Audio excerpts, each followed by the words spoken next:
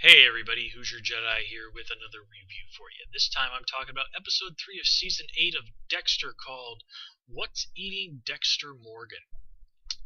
Overall, again, this is another really solid episode, and it's one that definitely does a nice job of pushing things along in terms of storytelling, which is pretty important given the number of episodes that we have this season.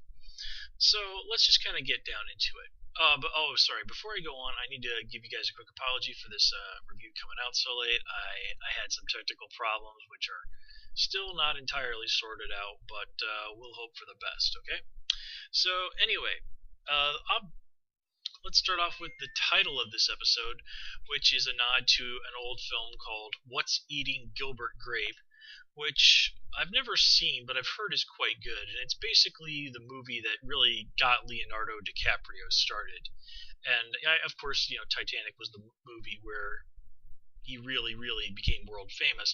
But he'd been doing other films before that, and What's Eating Gilbert Grape is one he did when he was, I think he was only like about 15 years old.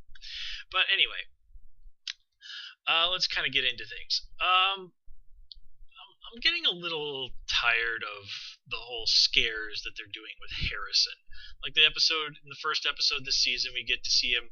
He's out in the car wandering around the parking lot of the sleazy motel, and this episode we get the whole thing with the popsicles.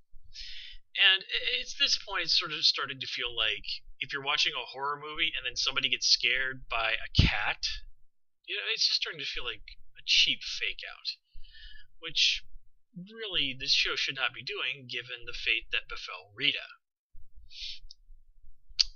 And that reminds me, as worried as Dexter is about Deb, have you noticed that he doesn't seem to be considering even in the slightest that maybe Dr. Vogel should have a chat with Harrison? I mean, Harrison, it was a big point of season 4 and early season 5 that Harrison was essentially found in a pool of his own mother's blood, just like Dexter was, and Dexter spent all that time in season 5 worrying if his son was going to go on and be a psychopath. And that's not really been addressed since. And, well, here he is presented with the person who'd be best able to possibly allay his fears about that once and for all, and it's not even been mentioned. Now, granted, it's really only in this episode where we see that Dexter has seriously, even in spite of himself, really come to trust Dr. Vogel. I mean, by the end of the episode, it's clear that he has given her the full story on Deb having killed LaGuerta. I mean, what happens at the end of this episode does not make sense unless that event has happened. So, yeah. Anyway, let's get this out of the way. Of course, the obligatory talking about Quinn. Now, I will give Quinn credit. How he points out that considering all the stupidity and idiotic drunkenness that Quinn has been through, that he's the perfect one to call Deb out on doing stuff that is monumentally stupid that he has firsthand experience with. Okay, that was a nice character beat for Quinn. But the whole stuff with him and Batista and the sergeant's test and Jamie,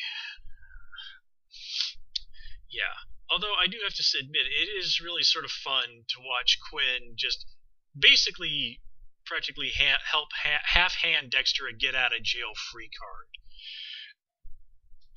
But, screwing up is kind of what Quinn does. I mean, even more so than Deb. So, anyway.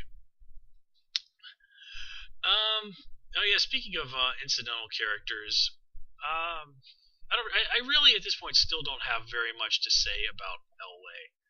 I really don't quite know what to make of the guy just yet, but I have a feeling that they wouldn't be putting this much focus on him if he wasn't important, like when we see him sort of joking around with Deb while they're on the job.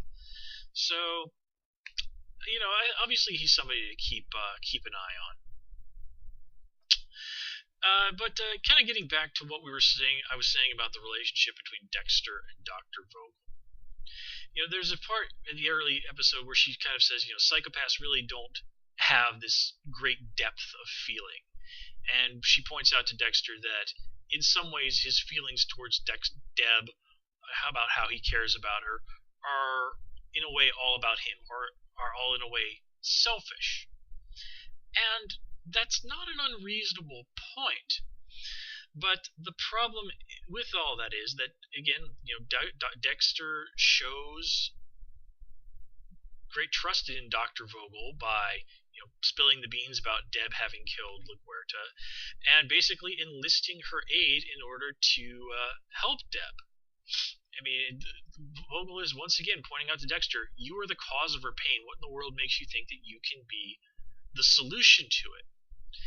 And the thing is, though, as much as Dr. Vogel talks about psychopaths and such, she doesn't really seem to have quite jived to the fact that Dexter isn't the textbook psychopath that she seems to be familiar with.